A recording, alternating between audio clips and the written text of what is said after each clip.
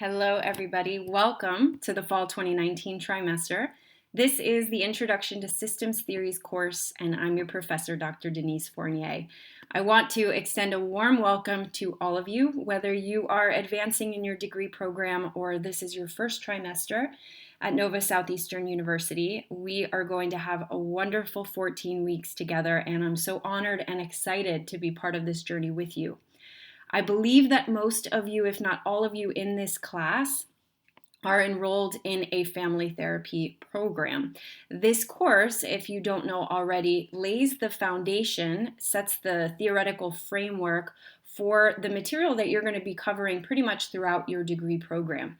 Now, if I'm mistaken and there's somebody in this class who is not in a family therapy program but otherwise is meant to be enrolled in this class, please do not worry. This information is applicable to you as well. And my job is to provide the information in such a way that will have all of you see the many diverse applications of this subject matter. It is not exclusive to the field or tradition of family therapy, even though it is the sort of origin story of that field. So the best place to start in providing a bit of a sense of what you can expect from this class, both in the subject material and in the requirements of the course, is by covering the course syllabus. Now, you have access to an electronic version of the syllabus, which is the official university syllabus, and that's accessible in the Canvas course environment for this class. However, I also have created a Microsoft Word version of the syllabus, which for some of you might be a little bit easier to navigate or to save or to print. And so that's the version of the syllabus I'm going to be covering here in our first lecture for the class. As I said before, my name is Dr. Denise Fournier. I am an adjunct professor for the university, so I don't have an office on campus. However, you do have access to me by phone or by email, and I am always excited to hear from you and always happy to correspond with you, so please feel free to contact me as needed throughout the course. Now, the university does prefer that we keep our correspondence contained to the Canvas course environment, so please, in your first attempts to reach me directly, always go through Canvas in the direct messaging feature of the course environment, and I'll be giving an overview of Canvas and of our course in Canvas later on in this lecture. So I'll show you where you'll go to do that. But please make sure that you always correspond with me there first. And if for whatever reason we're not able to be in touch in that way, you have these other means of accessing me. Now let's go ahead and cover a brief description of this course. So the course presents an overview of systems theories that use metaphors of system, pattern, interaction, and communication to describe diverse human behavior and relationships. We're going to be studying the emergence of a variety of theories ranging from cybernetics to language systems. Now, a couple of those words in that description might be new to some of you. They might be intimidating to some of you, but rest assured that very soon you are going to know exactly what all of this means, and you're going to be throwing around words like cybernetics and impressing all sorts of people in your life. So just hang in there with me as we go through this overview. Now, generally speaking, systems theory refers to the study of properties that emerge from the interconnectedness and complexity of relationships between parts. We will be exploring through reading, through our interactions online, and through our own personal experiences how our understanding of the world so often appears to us to be true, and how when challenged, we often find it difficult to explore the understandings of other people as possibilities. To that end, we will examine the importance of things like context, relationship, and communication in creating multiple realities, and will develop an increased ability to make sense of and honor divergent realities. We're going to use these new understandings to explore the relevance of context and relationship in professional students. And you will demonstrate through our class discussions and the discussion board and through your written assignments, your evolving ability to apply these ideas in outside settings. Now, something you're going to find about me and about the way I teach this particular course is that I am much less interested in you memorizing the material that we're going to be covering or providing a precise and perfect definition of any of the concepts. What's much more important to me is that you really understand these concepts in their application and be able to demonstrate how they're applied in different contexts and in different settings, so that on the other side of having taken this course, you're going to be able to make a whole lot more sense of all of the other material that you're going to learn in your program. And you're going to be able to apply the ideas that we've talked about here in a number of different ways. In the future, most certainly in your work as a therapist, as a coach, as a professor, or in whatever capacity you work in, but even sooner than that in your life in general. So by the end of this term, you're going to be able to do things like describe a range of systems theories and their applications, describe the nature of change and its integration with systems theories, demonstrate an understanding of how the theories of change and systems apply to diverse human behavior and relationships, describe the influence of each person's individual perception of reality on human behavior, demonstrate an understanding of the influence of social context on human behavior, demonstrate an application of the above ideas to influence the process of change, and critique the various systems theories we're going to cover with attention to diversity issues. Now, I know that sounds like a lot, and in reality, it is a lot, but it's my job to make sure that we take this course in bite-sized chunks and build from one piece of the puzzle, to mix metaphors here, to another, so that by the end, you will have an integrated sense of what all of this means by having covered it in a way that I hope feels relatable and accessible and makes sense increasingly throughout the time that we have with each other in this class. Now, hopefully by now you have seen and acquired the required texts for the book. For the class. There are 2 of them. So if you have friends or classmates in another section of this course, they may tell you that there are other required texts for the class. In this class, you only have 2. So make sure that you check back with the syllabus and confirm that these are the 2 texts you have acquired. The first is Beckvar and Beckvar's 1999 version of Systems Theory and Family Therapy. That's the second edition of that book. And Fish, Weekland, and Siegel's 1982, The Tactics of Change, Doing Therapy Briefly. I have assigned various chapters from these 2 books in the various weeks of the class, so the syllabus will let you know when we are reading which chapters of each book. Now, in addition to those seminal family therapy texts, we will also be reading a variety of journal articles and book chapters from other authors. And when those are assigned, you're going to access them through our electronic course reader. Anytime in the syllabus that the required readings for the week say from reader, you're going to click on this particular link and find those readings available. Now, I recommend that you save this, you bookmark this somewhere where you can access it easily, so that whenever you see we're covering one of the readings from the course reader, you'll be able to access that and download it very easily. Now, in addition to the required readings for the course, I've also assigned a recommended reading, and that is Malcolm Gladwell's 2002, The Tipping Point, How Little Things Can Make a Big Difference. Now, generally speaking, I recommend this text for family therapy students because the content is not only interesting, it's not only written very well, but it's quite relevant to the field of family therapy, and in particular to the theoretical framework of family therapy, which is really what we're covering in this class. But in addition to just generally recommending it as a good book, this course will be the basis for an extra credit assignment that you will have for this course. Of course, it is an optional assignment, but it will give you the opportunity to earn some extra points toward the end of the trimester.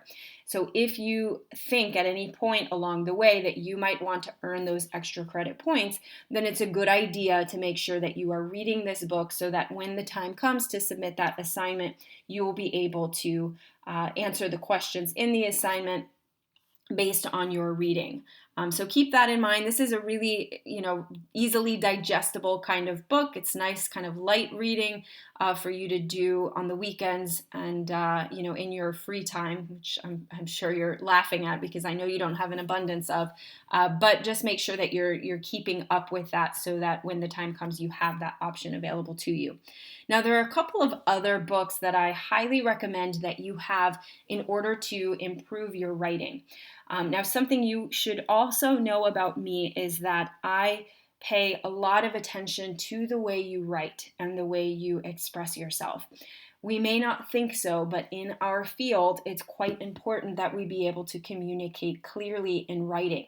Whether you are going to go on to be a university professor, or even before that to write a dissertation, or whether you're going into private practice or working with insurance companies or for an agency that requires note keeping, you are going to have to write your ideas in a clear and coherent way. And so I want to get you in the practice of doing that from the very beginning. One book that is particularly useful for social science graduate students is our very own Dr. Douglas Fleming's Writing Between the Lines.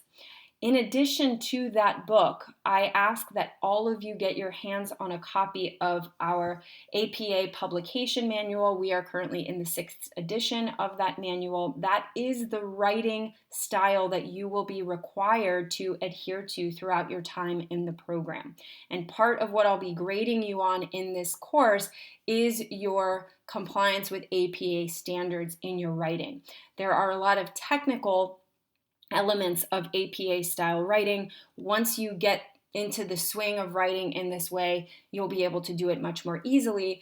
But especially in the beginning, it's a great idea to keep the manual nearby so that you can make sure that you're hitting all of those major points for APA style writing. So please go ahead and get yourself a copy of that manual.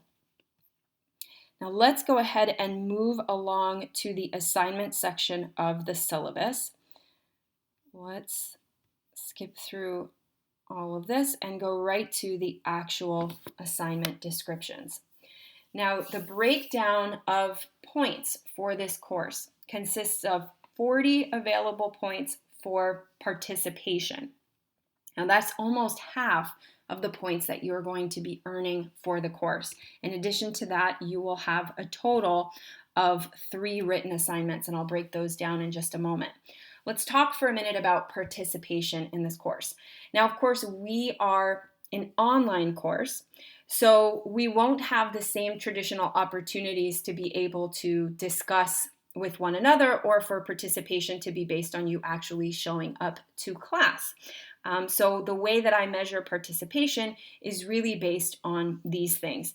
You independently keeping up with the course.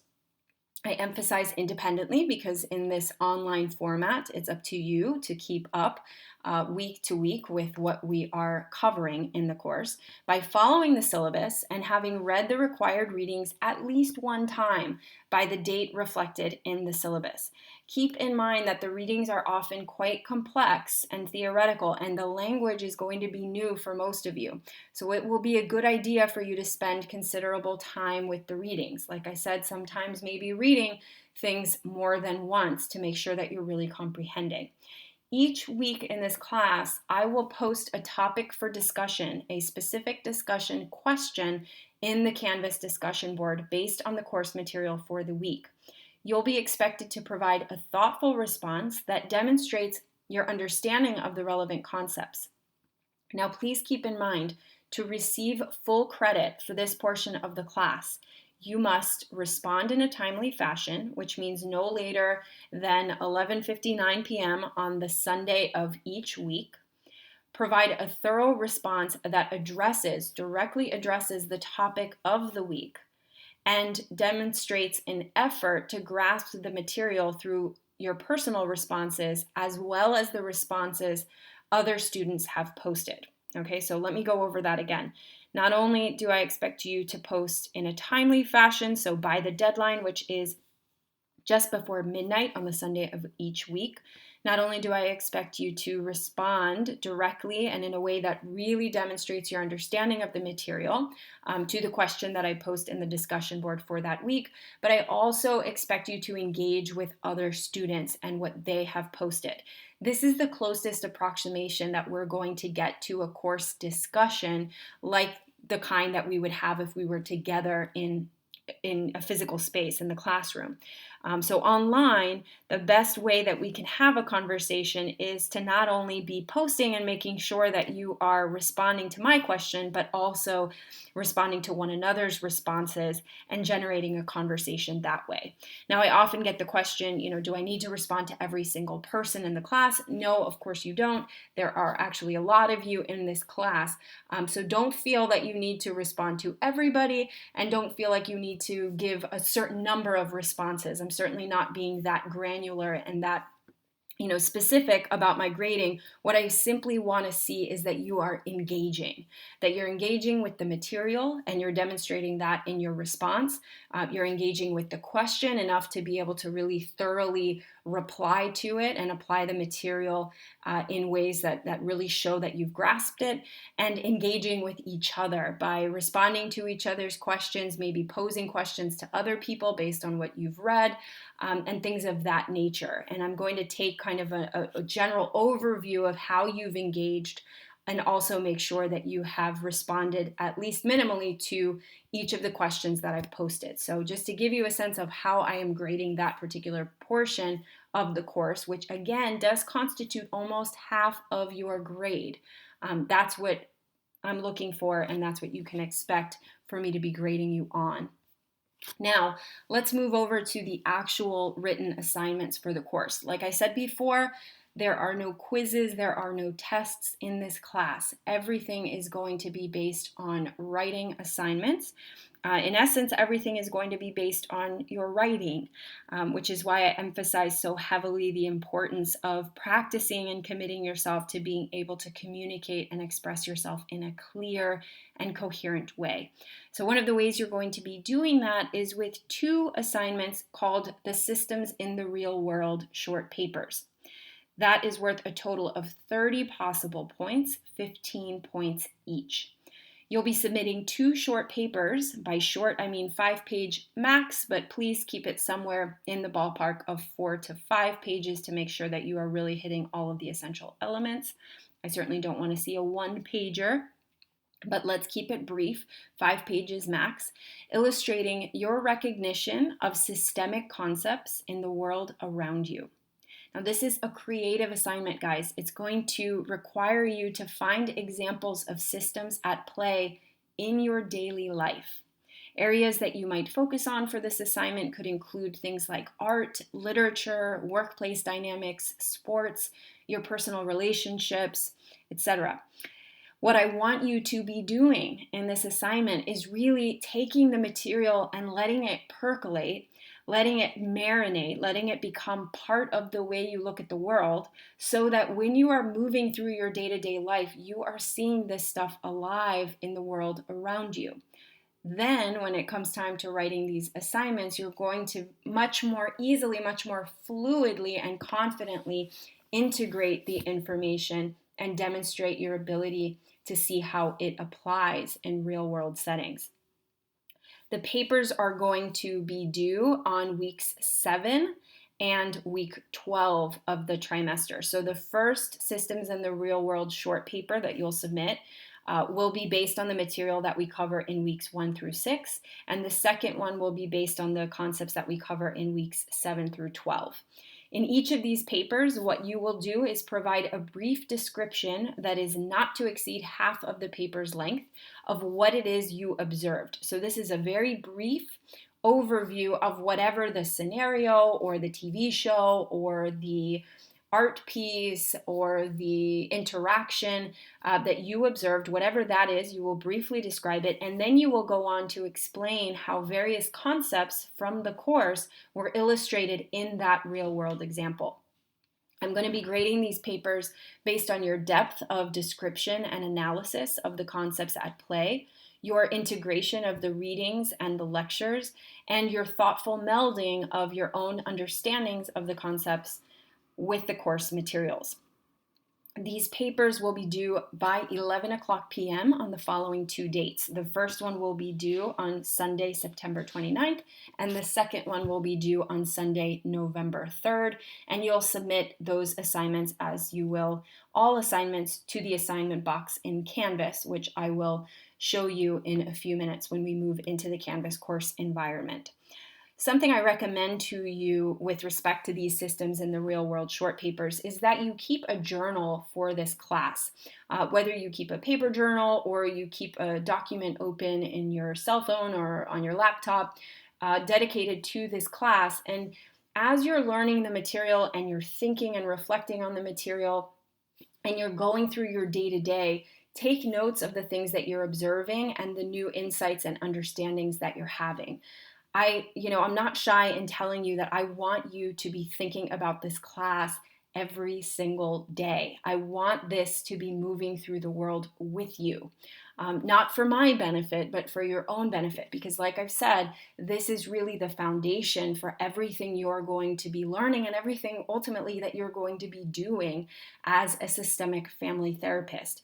So I want you to kind of like eat, sleep, and breathe this stuff, not only so that you can perform well in this class, but so that you can really understand and integrate this material. Now, if you're taking notes like this on a regular basis, let's say you're at work and you see an interaction take place between a couple of your colleagues and you see that there are several concepts we've talked about in the class coming alive in that particular interaction. Take some notes right then and there.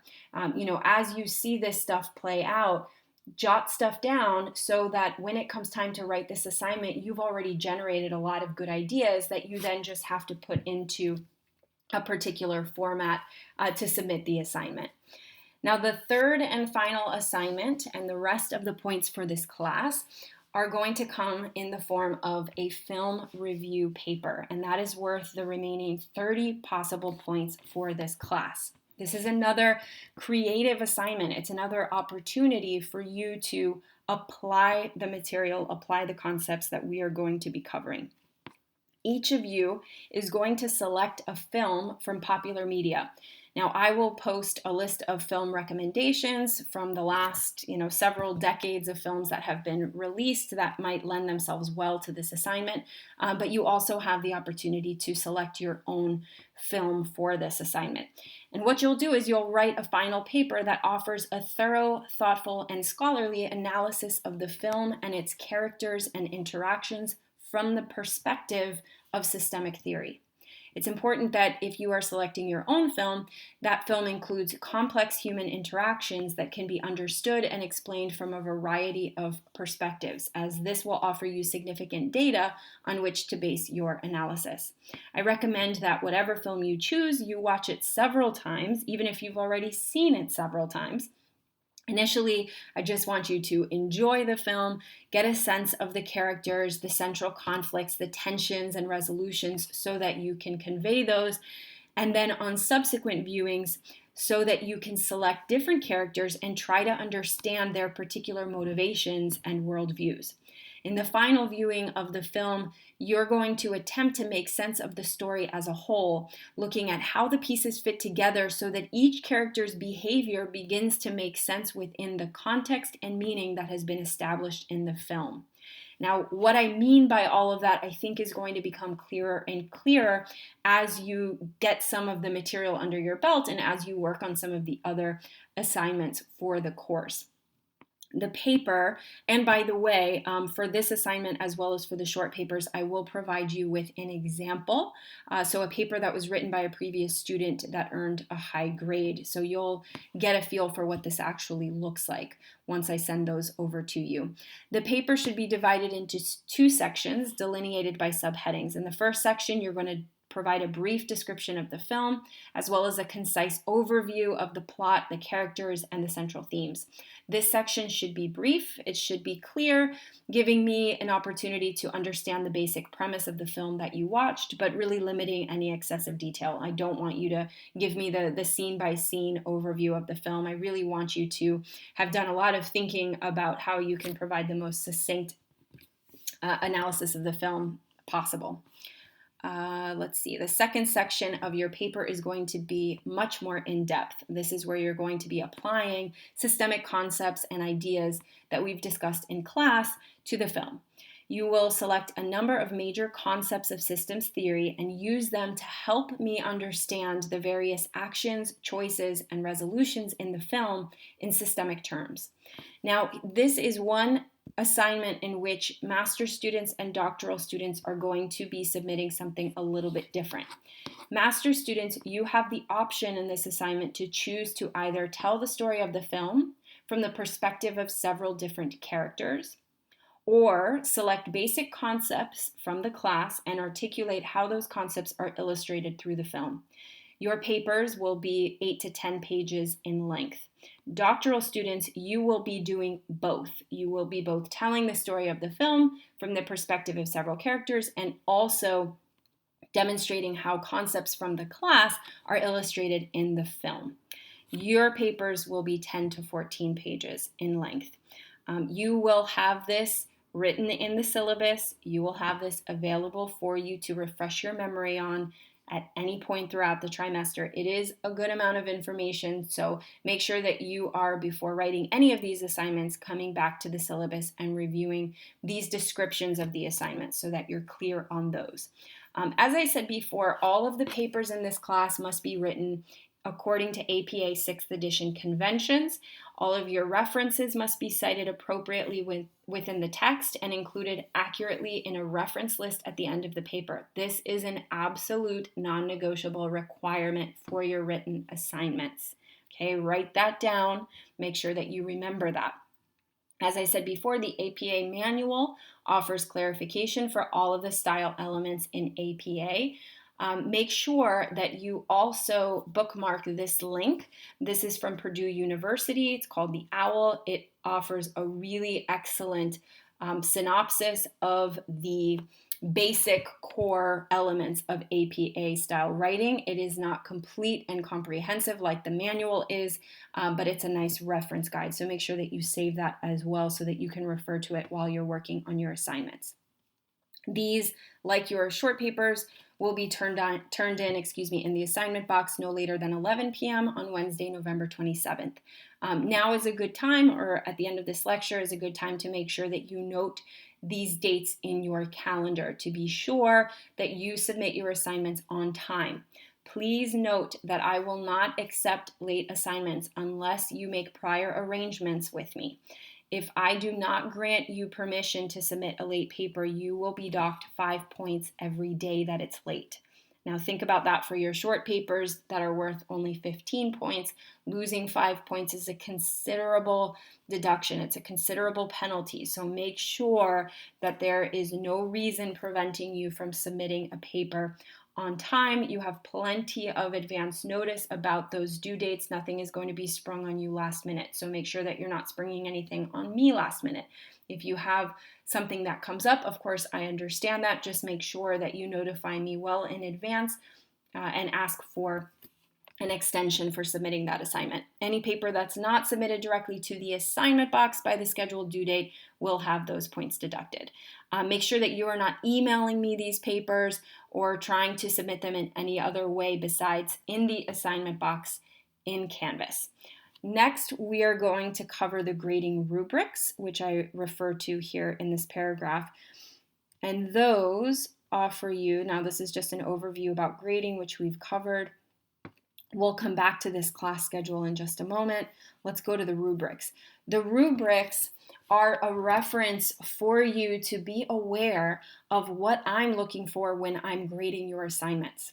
Okay, these are pretty amazing. We've been required to include these rubrics for several years now because of our accrediting body, and I think it's a phenomenal resource not only for faculty members, but really more so for you guys, because I am looking at this exact rubric when I'm grading, and you having access to it gives you an opportunity to make sure that you are hitting all the high notes when you're working on these assignments. So the way this rubric is broken down is by point allotment. Okay, so what you'll see here is in the various categories that I'm using to grade your assignment, and those are laid out here, how many points are awarded for what level of demonstration in the paper. So for example, when it comes to preparation and participation in the discussion board portion of the course, right, participation, the 40-point element of the course, if you are not participating at all or minimally participating in discussions with me and with the other students in the course, or you're not really referencing many of the course concepts or readings in your postings, you're going to earn the lowest number of points, which is 0 to 3 points. Now, if you want to do the maximum in this class and earn the maximum points, you want to stay in this range, right? Don't even bother looking at either of these columns of the rubric. Make sure you are always checking out what I'm looking for to be able to grade you the maximum number of points in each category of grading in this course. So, just to stick with this preparation and participation element, I'm looking for frequent and active participation in our online discussions. I'm looking for postings that demonstrate understanding of the material and connect directly to course content. I want you to be demonstrating thoughtful and respectful consideration for diverse ideas.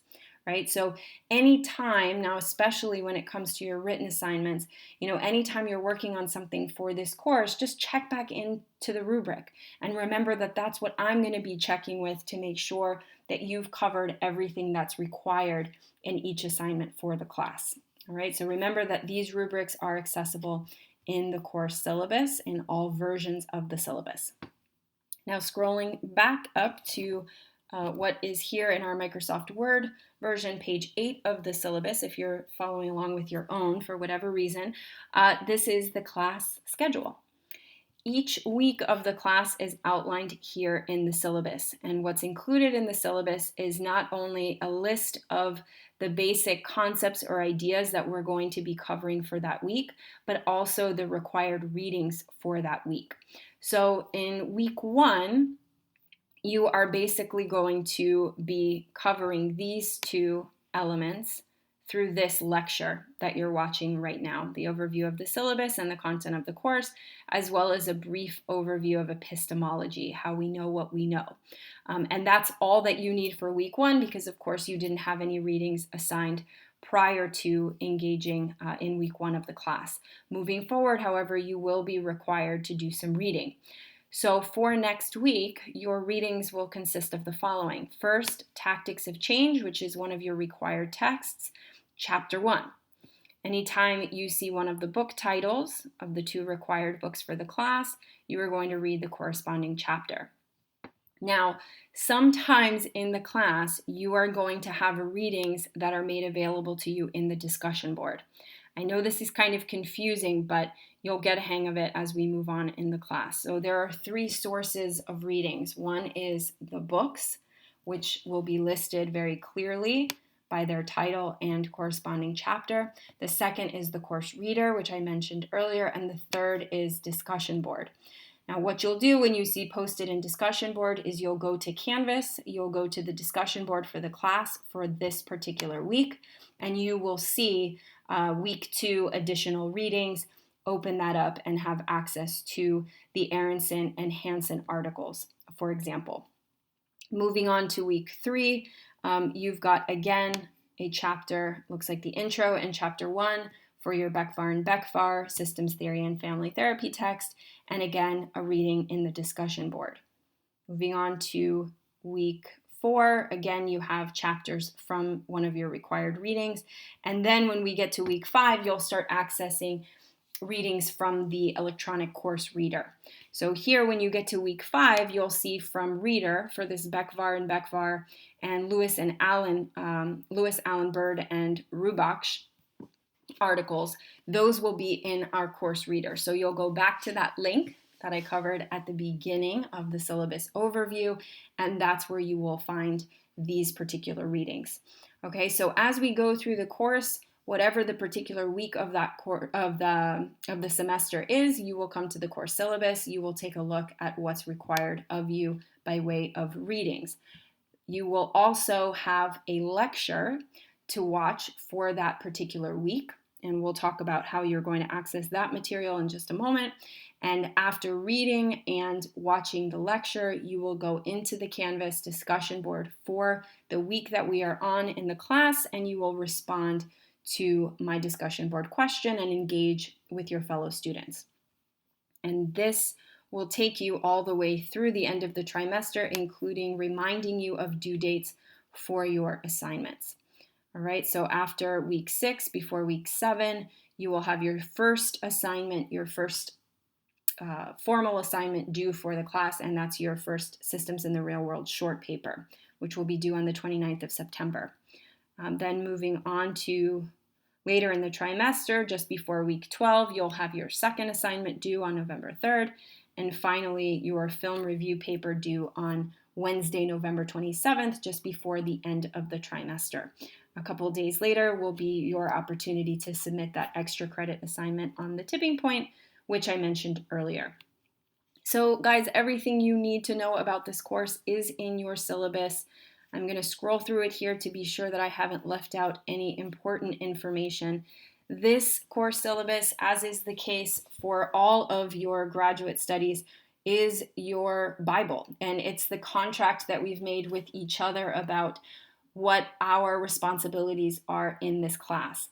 Please make sure that if you have a question about what's due in the class or what you are required to do on a particular assignment, make sure that you are always checking the syllabus, first, checking the grading rubric first before asking me any questions. All of the information is laid out very, very clearly here.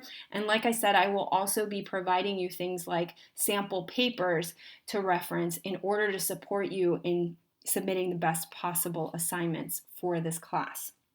You know, like I've said to you a couple of times in this lecture, this is a challenging course. It is in some ways going to be an adjustment for many of you because a lot of the language is going to be new, and this class tends to be a lot more theoretical than other classes that you might take in the program. But if you are committed to performing at your best in this class, and if you are committed to really, like I said before, eat, sleep, and breathe this stuff, knowing that it is going to set you up for success for the rest of your time in the program, then there's no reason you won't do well. And I am here in this with you. I'm going to be engaged every step of the way, and I am going to be rooting for you. So you have everything working for you to do well in this class. What's left is for you to step in and really take this on and commit to doing your best. Something that is also going to set you up for success is being familiar with Canvas and the Canvas course environment. This is what it ultimately looks like for most of us. I am in the professor view. Your student view might be a little bit different from this, but generally speaking, this is what you can expect from Canvas and from the course environment. So what I'd like to do is cover the basic elements of Canvas that you will need to be familiar with in order to do well in this class. So first is the announcements section. Anytime I have an announcement for the class, I'm always going to post it here. You should also receive a copy of any announcement that I post in your email inbox. So you will see that there is already a welcome message from me to you in Canvas. Something that is included in here is a recommendation that if you have any trouble with Canvas, you can access self-paced tutorials through this link to help you familiarize yourself with Canvas. So if after this lecture, this all still feels really confusing to you, just head on over to this link nova.edu/canvas. You can go ahead and bookmark that now if you think you might want to access it, and you can go through the tutorials at your own pace and in your own time to make sure that you really feel confident in Canvas and that nothing prevents you from doing well in the class, technologically speaking. So again, this is in the announcements section. This is where you will go if you have any announcements from me that you need to review for the class. This is where you will access the official NSU syllabus that I mentioned before. It contains the same content as the syllabus I've just covered, but it is in the official NSU format. So depending on which section of the class you are enrolled in, you will click on that particular link and access the syllabus there. Now, the other and perhaps the most important element of Canvas that we will be utilizing is the discussion board, which is listed here as discussions. So each week after you have checked the syllabus, after you have done the readings for that week, and after you have gotten a real feel for those readings, you are going to come to the discussion board. You're going to come to the discussion board first to access the lecture material for that particular week, and then later, after you have watched the lecture, to respond to the discussion board posting. Now, you'll see here what this looks like, and the first one I'm going to click on here is the welcome section of the discussion board. After you have watched this lecture, I'd like you to come into Canvas and access the welcome and intro section of the discussion board so that you can read a little bit about me and also share a little bit about you. So we all get a chance to be introduced and familiarized to you. Now, moving into the more consistent week by week material is the week 1 lecture and PowerPoint. So what you'll do each week is you'll click on the corresponding week, and in there you will find a copy of, a link from YouTube of the recorded lecture, as well as a copy of the PowerPoint presentation for the material for that particular week. So here's the material for week 1. Then, as I said, once you have gone through the lecture, once you have accessed the PowerPoint, once you've done the readings, you'll go in to the discussion question for that week. So here's the discussion question for week 1. When you are ready to reply, you simply click reply, you enter your response here, and you post your reply. All right, so let's go over that one more time. Once you've done the readings for the course and you're ready to watch and access the lecture, you will click on lecture and PowerPoint for whichever week we are in the course. You will access the YouTube link as well as the PowerPoint presentation. And then after getting a solid grasp of the material for that week, you will go into the discussion question and post your reply.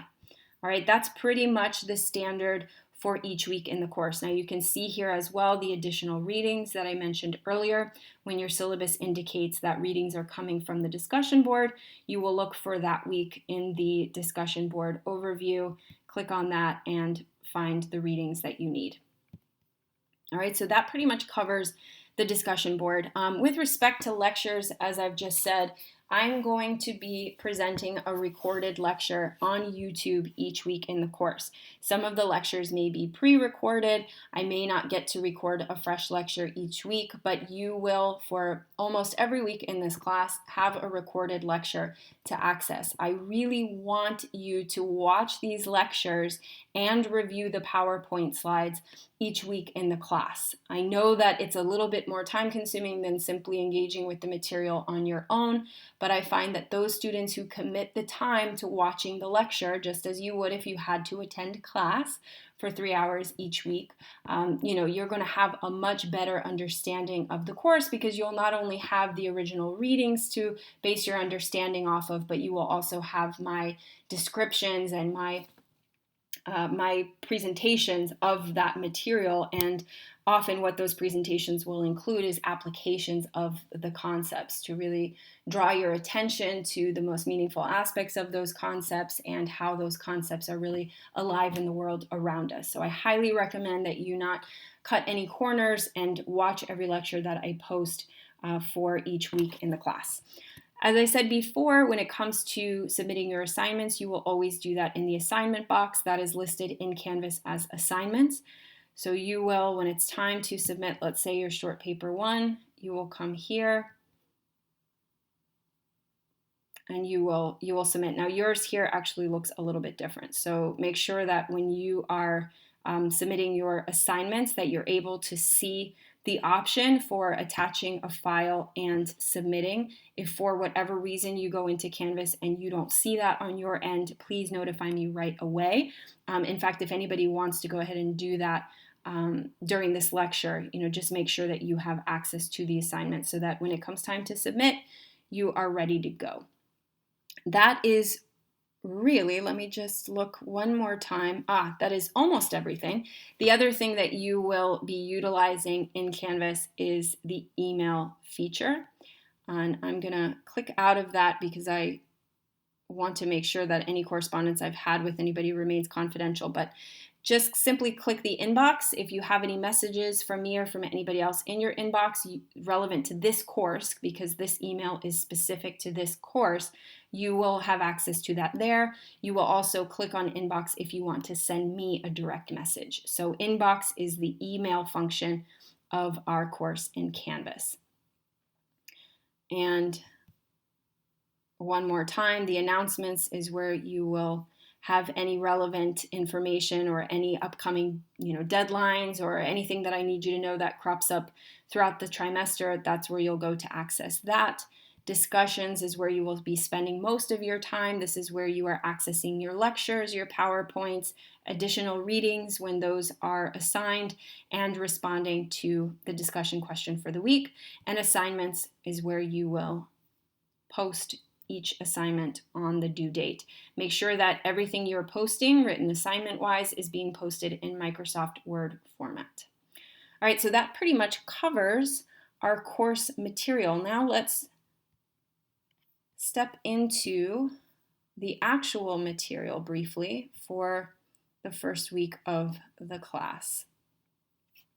As I said before, I am an adjunct professor at the university. Canvas is going to tell you that my name is Dr. Denise Fournier Rodriguez. Please disregard that. I am one of those Miami people who doesn't drive to Broward unless I absolutely have to. I haven't driven to Broward in a long time, and so I haven't gone to the university to update my name since divorcing a few years ago. So my name is still listed with my former married last name. Please don't refer to me as Dr. Rodriguez. I apologize for creating that kind of confusion and totally own my laziness in that. You can call me Dr. Denise, you can call me Dr. D. A lot of my students for years and clients have been calling me Dr. D. That's perfectly okay with me. In fact, I often refer to myself as Dr. D in the class. It's just a whole lot more simple and easy to remember. My phone number and my email address are available here as they are in the syllabus. So what I'd like you to do before we do anything else in this course is head over, like I mentioned just a few minutes ago, to Canvas, go to the discussion board, and in the welcome section and intros, provide some introductory information about yourself. I'd like to know your name, of course, as I'm sure everyone in the class would. Also, some educational or work background information about yourself. What schools have you attended? What's your journey academically been like up until this point? Are you working? Where are you working? What are you interested in doing professionally with this degree? And perhaps an interesting personal fact about yourself, if you will. So to get us started, I've said this now many times, my name's Dr. Denise Fournier, no longer Dr. Denise Fournier Rodriguez. You can call me Dr. D. I am a graduate of this program, of the Nova Southeastern University PhD program in family therapy. Prior to that, I earned a master's degree in mental health counseling. I also have a bachelor's degree in psychology from the University of North Carolina at Wilmington. I am a one-trick pony. I have dedicated my life completely to the world of mental health and human relationships. I've been working in the field for over 10 years and have been in private practice for about 4 years here in Miami. My practice is evergreen therapy.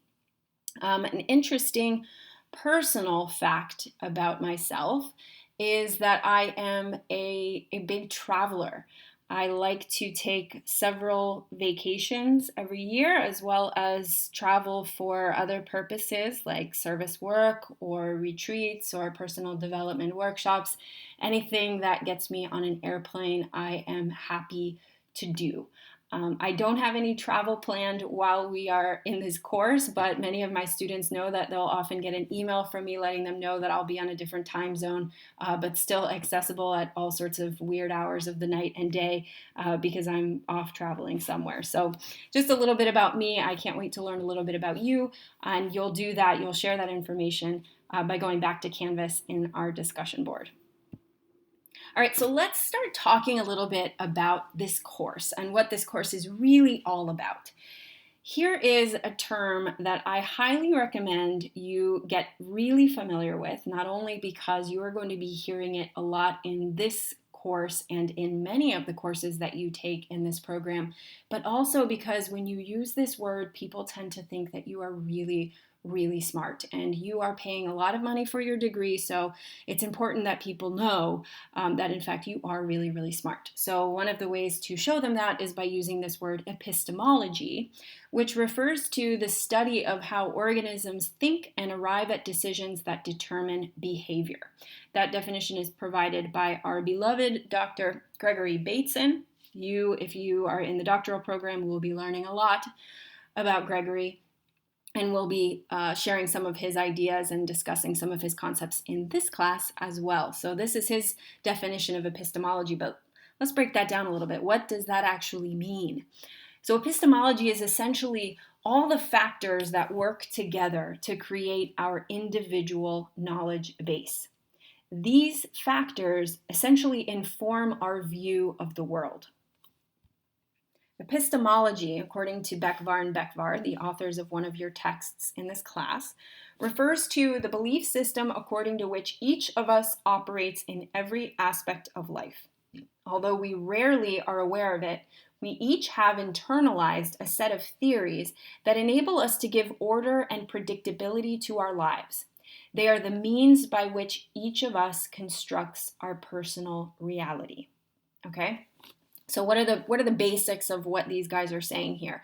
Epistemology is referring to the belief system that each one of us individually utilizes to operate in our lives, to move through the world and make sense of the world around us. We don't tend to realize this, but each one of us has a unique internalized set of theories about the world and about how the world works. And we rely on those to give order and predictability to our lives. These constitute the way in which each one of us constructs reality. And so in this way, each one of us has our own unique sense of reality. Epistemology is, in other words, how we know what we know. This class is not just about the what. It's not just about the content that we're going to be covering. It's not about what we know as much as it's about how we know what we know. This is what epistemology is all about. This class is also an overview of concrete ideas about systems theory. So you're going to be getting the concrete material, and we're also going to be looking one level higher than that at how we know what we know. So that what we're exploring in this class is essentially about both the what and the how of systems theory, and of perspective and of reality. The concepts in the class are centered on a systemic epistemology. Doesn't that sounds so good? A systemic epistemology. You guys are going to be saying that so much in the next few weeks. We'll be exploring the basic ideas within the philosophy that sets the field of family therapy apart from traditional individual psychology approaches. Many of you, especially those of you in the master's program, have probably just come out of a traditional psychology program. I want to go ahead and let you know at the start of this journey that we're going to be turning a lot of the stuff that you've learned up to this point on its head. All right, and this course, for that reason, may challenge some of your assumptions. It may challenge some of your assumptions about the program that you signed up for, about the work that you anticipate doing, about what family therapists do, how family therapists think, but it may even challenge some of your assumptions about reality in general. I want to be clear with you that I have no expectation that you adopt a whole new view of the world and accept it as the ultimate truth with a capital T. Instead, I am here to invite you to start seeing the world through a new lens, understanding all the while that this is not the right, the best, or the only way to see the world. How's that for a first lecture, right? So I want you to be thinking about what I've just said as you go through the initial readings in this course and as you engage with the initial discussion question in this course. And for our purposes here at the start of the trimester, in addition to introducing yourself to us, I'd love for you to also engage in the discussion board by answering the following question. What is something you thought was true and is no longer true for you? Okay, so something that at some point in your life you wholeheartedly believed to be true, but at this point in your life is no longer true.